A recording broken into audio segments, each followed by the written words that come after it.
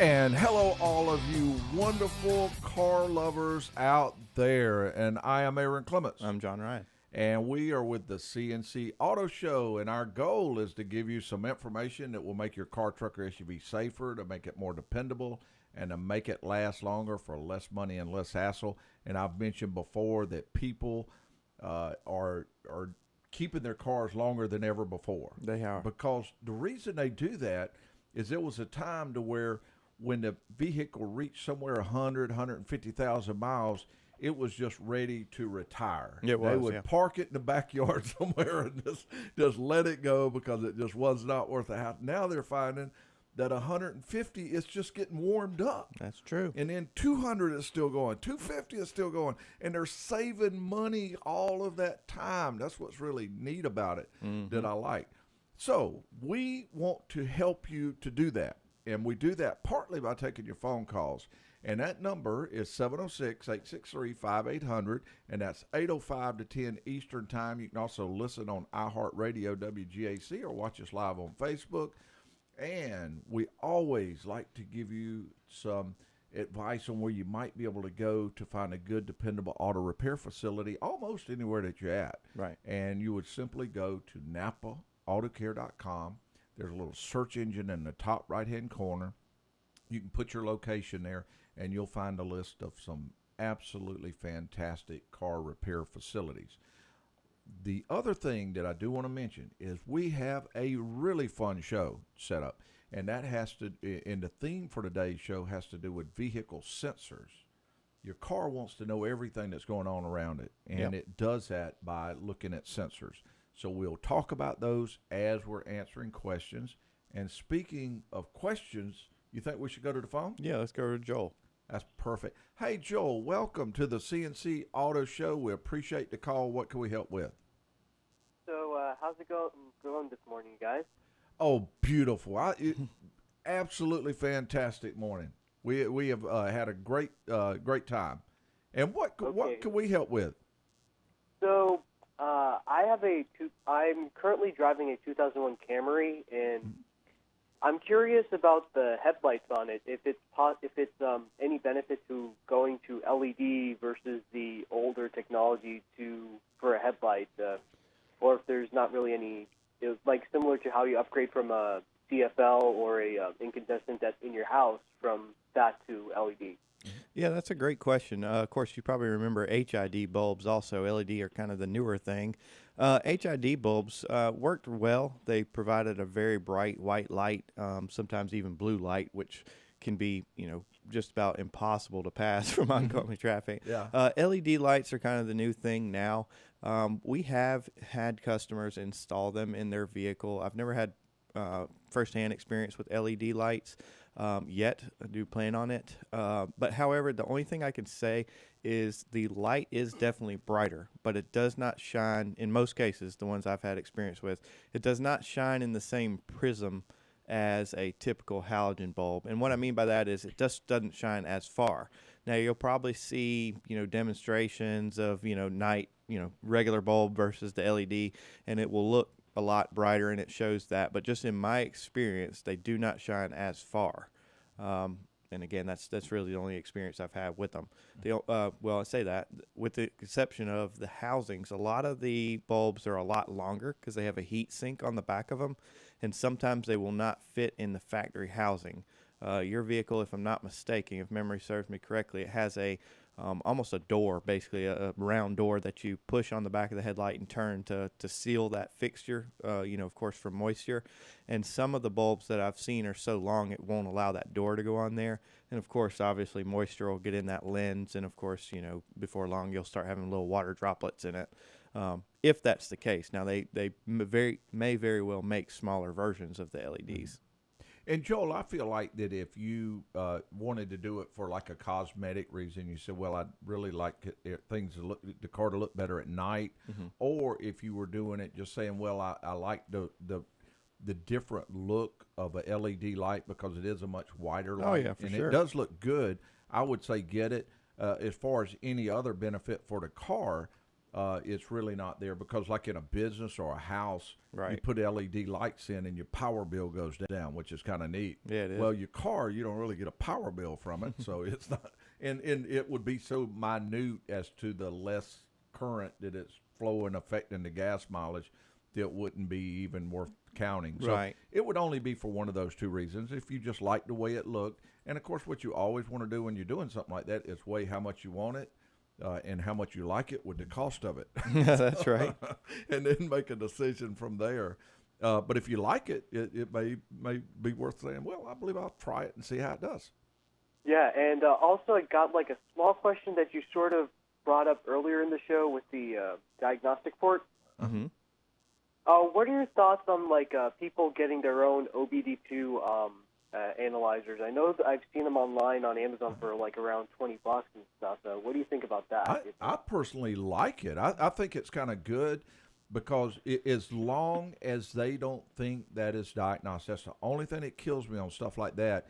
If someone sees something that's, for instance, temperature sensor, and they just go out and buy a temperature And sensor. it'll be a or code O2. so generic, it'll say temperature sensor error. Yeah, and O2 codes are those O2 sensors. Some of them $200 or $300 a piece, and you get an O2 code, and you just think, well, that's got to be it, and you stick it in there, and then find out later that it was a vacuum leak, Right. or a bad pressure regulator causing it to give an O2 code, which happens very common. Yeah.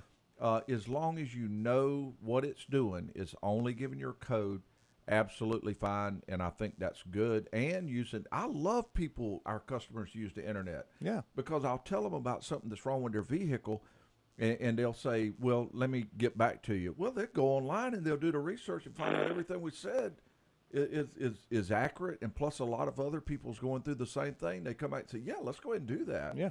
And it builds it builds that trust, and it puts people at ease if they know. And like if you take it somewhere and they say you already knew it had a vehicle speed sensor, Yeah. and you take it in, they said, yes, sir, you got a vehicle speed sensor code. We need to check it out. I think it's good. Beneficial, So yeah. I do like it myself, Joe. Okay, I really appreciate you guys being the local car talk of this station. Yeah, absolutely. Thank you. Well, we appreciate your phone call. That's what we're here for. That's what we get out of the deal is your phone calls. No problem. We love that. Okay, the number to call, 706-863-5800. John Ryan, we got we got time. Yeah, well, we got time to put them Who online, we but we going will to? be going to a break soon. We're going to go to David. Perfect. Hey, Good David, morning. welcome to the How show. y'all doing? Man, we are doing really good. We appreciate the call, and what can we help you with? I've got a 2016 Toyota Tacoma. Got a recall for a differential leak in the back. It could. I have not seen no leaking at all. Mhm. Do I need to still take it in to get Toyota to look at it? David, that's a great question. My personal opinion would be yes. Recalls are free. So, if there was a bulletin or something like that, that's typically customer paid. Now, that vehicle is obviously going to be under warranty. But Right. if they've had enough vehicles that have either had this leak or potentially could have this leak, they develop a recall. So, your vehicle may not be doing it now, but I'll tell you when it will do it, as soon as that recall's over. So I would go ahead and take advantage of that. I know it's a little bit of an inconvenience just simply having a brand new vehicle that you have to take in for repair, but it'll definitely pay off in the future. And David, along with that, if something else comes up later on and that you have to take it back because that caused another problem, and they say, well, you didn't bring it back for your recall so we can't Yeah. cover this, then you lost out. Yeah, you lost out. So go ahead and do it, and save your paperwork on your vehicle too to show that you've had it done. All right, I've got another quick question. On the oil change, I'm through with my free oil changes, Uh-huh.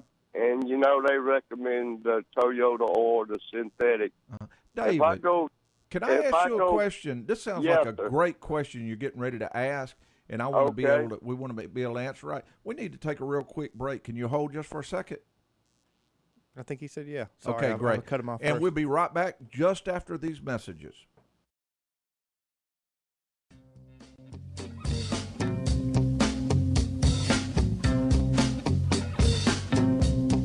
Mustang Sally. And welcome back to the CNC Auto Show. the barometric pressure sensor. It reads the barometric pressure, and the PCM uses this information to make adjustments to the fuel trim and engine timing, and the engine requirements are a good bit different when Yep. you're in San Diego at sea level as compared to Denver at 5,000 feet. And the computer has to know these does. things in order to do a good job. John Ryan, who will we be? Oh, Well, we're we're going going- back to David. David had a great question about oil he was getting ready to ask, and Yep. we had to go to a break. David, welcome back to the CNC Auto Show. Hey, I appreciate y'all getting out of bed on Saturday so I can lay in bed and listen to y'all. Believe it or not, that's what we're doing. Aaron's Hey, at his house, I'm at mine. David, you Yeah, just gave me a mental okay. picture here. What am I going to do with this? No, I'm just, yeah, and that is something else. Y'all make my brain work on Saturday morning thinking about that tech tip. All right. Well, we got All one right. coming up before long, so I want you to be ready. Well, plus y'all going to get a couple breaks here coming up the next 10 or 12 weeks, too, which y'all well deserve. All right. Georgia football Yep. starts 8 o'clock in the morning sometimes. All right. Uh, On the oil, y'all know they recommend to go buy Toyota oil. Mhm. All right, my dad told me that he buys the filters, but he goes to Walmart to buy the synthetic oil. Mhm. That don't void the warranty or nothing, does it? As long as you keep up with your paperwork and all. Absolutely not. The warranty reads that you should use something that meets or exceeds the requirements that they have, and the oil has a label on it, and it's the API label, and it gives certain specifications that oil should use. That one's GF-5, Yeah. which is a 020 weight oil. Yeah. That's the most important thing is the correct oil. Exactly. Now, I do 150% agree that it has to be the same weight and it has to be the right API rating according to what the owner's manual says. Sometimes it's on the oil cap too, and the quantity is very important. Not too low, not too high, but it needs to be right where it should be. But I do strongly recommend that if for some reason somebody changes their own oil, definitely document everything really good. Have the receipts of where you bought everything, Right. and have everything. Now, if you don't change your oil yourself, preferably you want to go to the same place each time, so they'll have all your oil changes on Electronic records record. of it, yeah. But if you don't, do save your receipts of each time, because if a warranty issue ever does come up, then you've got the paperwork to show, yes, I have maintained this car, I've done the right thing, and now I have this issue, and you can get covered. If you don't have those receipts, you're pretty much on your own. Right. All right. Well, I was always an old timer, and it was 3,000. Then it went up to 5,000. Now they're saying 10,000. What do y'all recommend? I can tell you what I like, and then John Ryan let's can see how we mention this compare. also. Now, this is most cars. There's some cars that this can be extended. For instance, some European cars, you get into BMWs, Mercedes, some of them can even go longer than this. But what I do, our car does call for Dexos full synthetic oil, and and what we use in it is a good name brand, the same oil that we've been using here at the shop for 15 years. I know it's good because the cars we work on have 250, 300,000 miles, Right. and they're still doing good. So I know it's good oil. So with this, I would I do 5,000 miles on our car. Right. If a car is below about 2010, I normally recommend staying with the 3 months, 3,000 miles, because it's not quite as efficient, builds up a little bit more. It's got a little bit more bypass combustion that goes into the oil. I get it out a little sooner. I think car it- above 2010, I think 5,000. I think his question is, though, he's comfortable with the 5,000, but of course Toyota recommends 10,000 on that. I'm not comfortable with that. Now, I may be wrong. You may read something else or see something else different. But with the Toyota, I lean more toward 5. Yeah, I still do also, David. I'm sure you noticed that the maintenance light still comes on every 5,000. Of course, the first one would be oil change. The second one would be tire rotation. But Right. in my opinion, you just could miss out on so much. Now, no doubt yours is still new, but look in the future when the vehicle's got 100,000 miles and you're going 10,000 miles in between oil changes, brakes could be missed. Now you're eating into the rotors. Transmission service could be missed. Dark fluid. There's so many items that could be missed.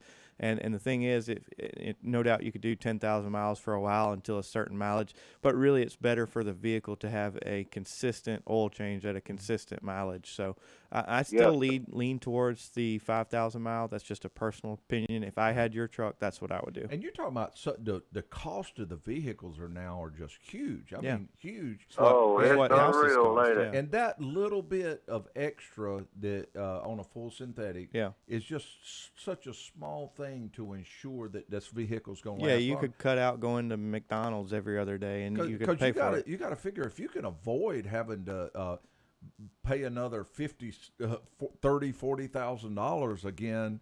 Where'd you buy a cheap one at? By many years, you're done good. Well, I don't I'm buy teasing. new ones. I buy one with 30, 40, 50,000 miles on it. Yeah. But if you can avoid waiting on getting another vehicle for a longer period of time, that is straight money in your pocket, man. That's just boom. Yep. And that's what's great about maintaining a vehicle.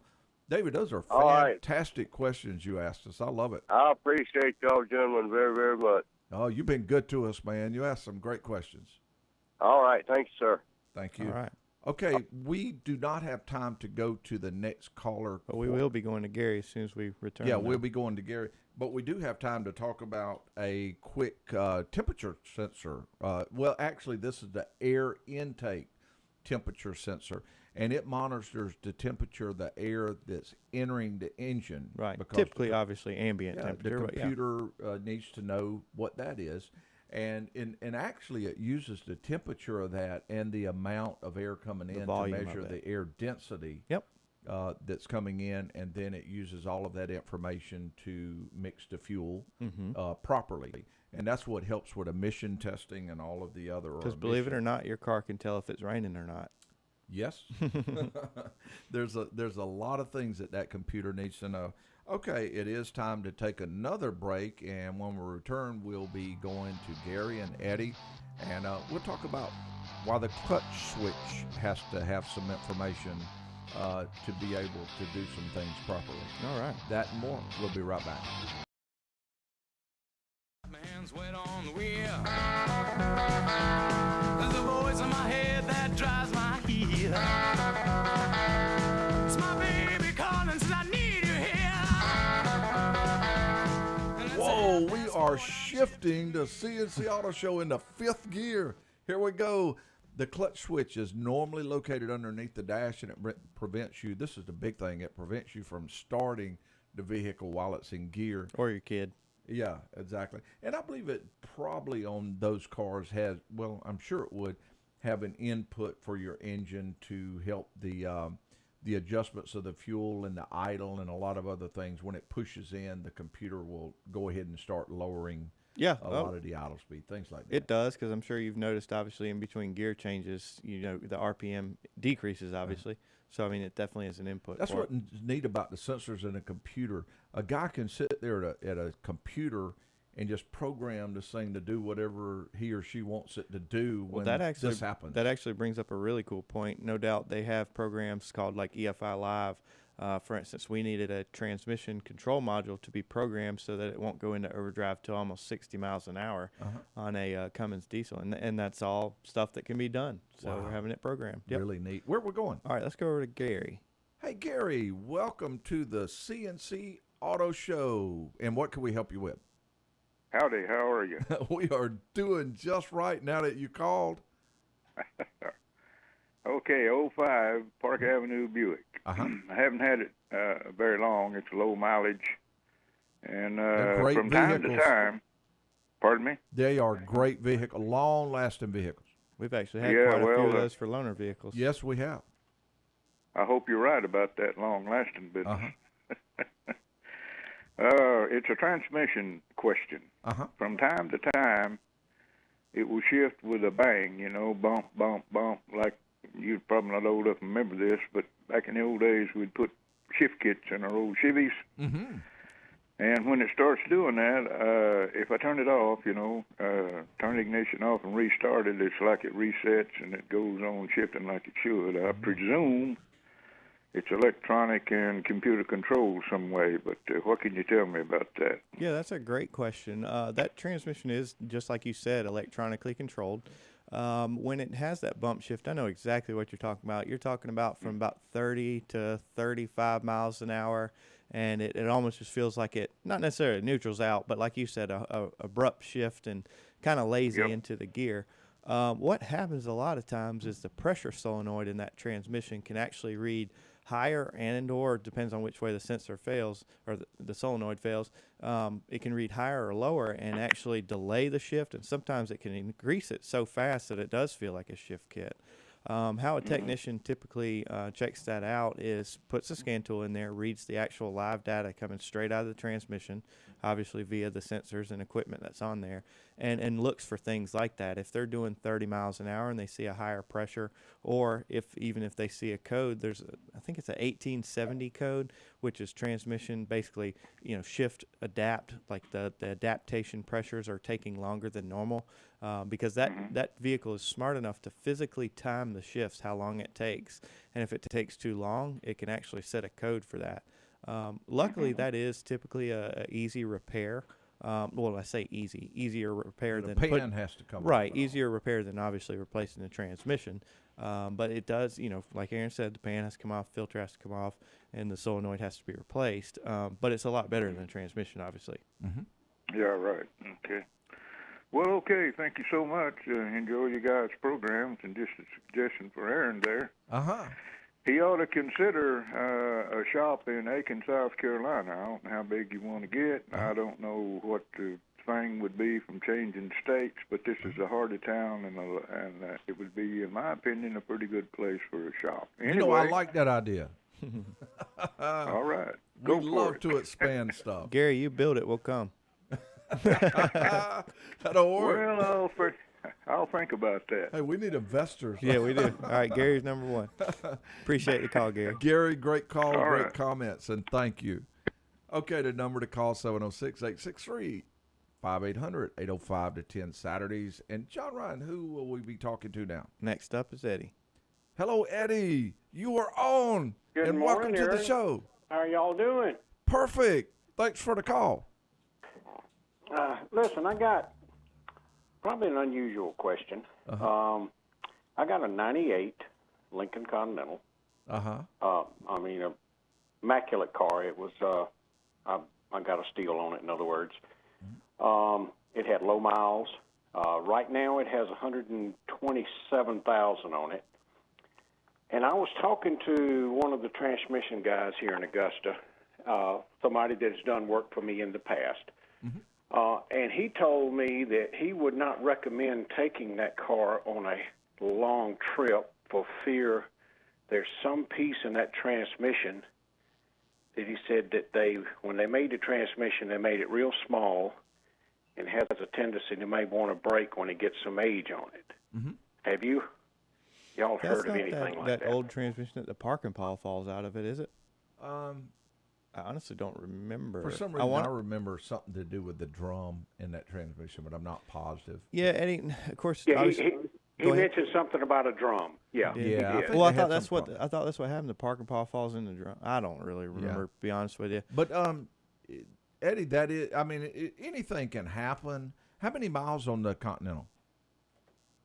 127,000 right now, and I use it specifically to go to the Midwest and to Texas and stuff when I take trips. Well, I will Because say it's very comfortable. that is the mileage that they about when they would run into a drum on there. So the possibility is there something could happen. But it sounds like to me you really love the car. You like driving the car. What I would recommend, as a matter of fact, I kind of recommend a lot of people do this. And I did this with my home air conditioner for a lot of years, is have a little, those that it's beneficial. Some people don't need to do this, but to me it was helpful, is I just each month stick a little bit away and say, well, this is my, I called it my home AC unit fund. Yeah. And matter of fact, we named the account AC unit on there. But have your car fund, and each month, it's not uncommon at all for somebody over averaged out over a course of a year to spend $100, $150 a month on their car, and just have that little fund, build it up. Okay, let's say that you are traveling and you have a problem, and you have, by some odd coincidence, it's very doubtful it's going to happen, but some odd coincidence, you're out of town, you have a problem like that to where it has to be done. You have that little thing that says NapaAutoCare.com. Go ahead and try to make all your decisions on what you would expect to spend on a transmission, what you would, whether you would, no doubt I would recommend a reman because you would have a nationwide warranty on it, a good long nationwide warranty, put a remanufactured unit in it. And then go ahead and make your trip. Enjoy the car. Something happens, just say, well, I'm going to go ahead and track down I'm going to find a place, get a transmission put in there, and get back on the road and go. Then that way you're not limiting yourself to not having fun with a car. My favorite car that I've had in years, and I've mentioned this before, is a 1991 Mazda Miata. I love that car. I've driven it to the beach and all this other stuff, and it looks really good. It's got fairly low miles. It does everything I want it to do. I love driving it. So, and if something happens, I'm going to just take care of it because it's just something I enjoy driving better than I would a new car. And so, and it sounds like you're similar to that. So just go ahead and drive it, have the money put away, and get a transmission if it does happen. But he was correct in stating Yes. that those have been noted in the past to do that. Yeah, that Yes, is he sure. was. Yeah. And I'm not going to sleep good until I remember what that was, but yeah. John Ron will figure that out before the show's over and tell you. But, yeah, I think it had something to do with the drum, and I think it did have to do with those drums were smaller than they should be, and over a period of time they would burn up. And what the bad part is, they really wouldn't give you a lot of warning. They would just kind of, boom, break. And there's no way to look at them and tell when that might happen. But that may happen with anything. I mean, some cars, a fuel pump may go out at 150, 200. And the better thing is just to say, well, when it does happen, I'm going to get it done. Yeah. Well, you know, that's that car is front-wheel drive. I don't know if, you know, being front-wheel drive is, I know the transmissions are physically different, you know. They are, front-wheel yeah, no versus doubt. rear-wheel. But still, it can be replaced. It can be replaced with a really good unit if something did happen. So, but it's doubt. Okay. The chances are slim that you would happen to be on the trip when it did happen. But I mean, it could, and just already have you in your mind what you'll do. It can happen anyway. I mean, I owned a '95 Bonneville with that new Series 2 3.8. Had it 3 years, and I was in Kansas when that plenum cracked on it, which nobody knew anything about at the time. And it dumped antifreeze into the oil and burned up the motor. Yep. But of course, GM didn't do anything about it because it was after the 36,000 miles. But exactly. as it turned out, that was a major problem with those motors. Yeah, we fixed them anyway. Plastic plenum cracking. Yeah, I think you'll But be I fine. got one just question. be ready. I'll let you go. Well, we're gonna need to take a real quick break. Is there a chance you could hold just for a second? Yeah, I can. It won't be but a little bit. We're going to take this real quick break, and as soon as we return, we'll come right back. And we'll also a little later during the next segment talk a little bit about another sensor that senses the fuel level. We'll be right back. Guitars, Cadillac, hillbilly music, lonely, lonely streets I call home. Yeah, man. And welcome back to the CNC Auto Show. In the interest of time, we will go straight back to Eddie. All Eddie, right. welcome back to the show. Yeah.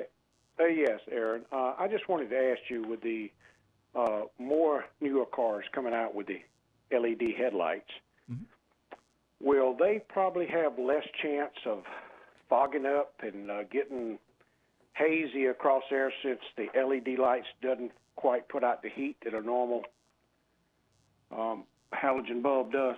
You know, Eddie, that's a great question. You know, honestly, in our experience with the LEDs, I would say they get almost as hot. You know, like you say. Oh, they do? Yeah, actually they do. They have a heat sink even on the back of the bulb, just, you know, aluminum finned heat sink that kind of obviously reduces some of the heat, but that heat is contained in that housing, which actually can be somewhat of a good thing, of course, when the bulbs are on for moisture. Obviously, it would kind of cook or burn the moisture out. But like you mentioned, of course, it does also have that side effect where it can pull it in. Now, Eddie, are you talking about the haze that goes on the, like the makes a headlight cloudy? Yeah, I mean, somebody was telling me, because I asked somebody one time about why the headlight does it, but the parking light right next to it doesn't do it. And they say it's because of the heat coming from the headlight itself. Well, will a help lot of that cause it to do cloudiness, that. though, does come from the sun itself. The sun baking down on the headlight lens. But what they say is correct too. Of course, that lens gets hot, road grime sticks on Yeah. it, and it just kind of speeds up the process of it not looking as great. Yeah. Eddie, we did want to tell you we did some looking around on that. Does the forward clutch control retaining spring sound right? The clip as far as what falls in that transmission? There's a bunch. No, that he didn't mention that. John He Ryan just couldn't mentioned rest.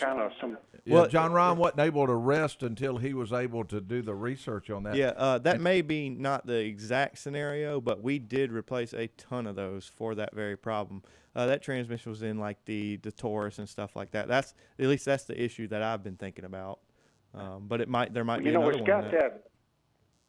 It's got that 4.6, that 32 valve double overhead cam, powerful V8 in it. It's got tons of power. So Yeah. I'm just wondering if the transmission wasn't really designed for that And of much course, get up and go. No doubt, if you are the type that drives it really hard and all that other stuff, that it would go out earlier. Yeah, he's got Flowmasters Normal on it, I can driving, tell. I believe I'd keep your transmission fluid changed, and I think you're gonna be It's very doubtful that you're gonna have the problem, but just have it in the back of your mind on what to do if something did happen.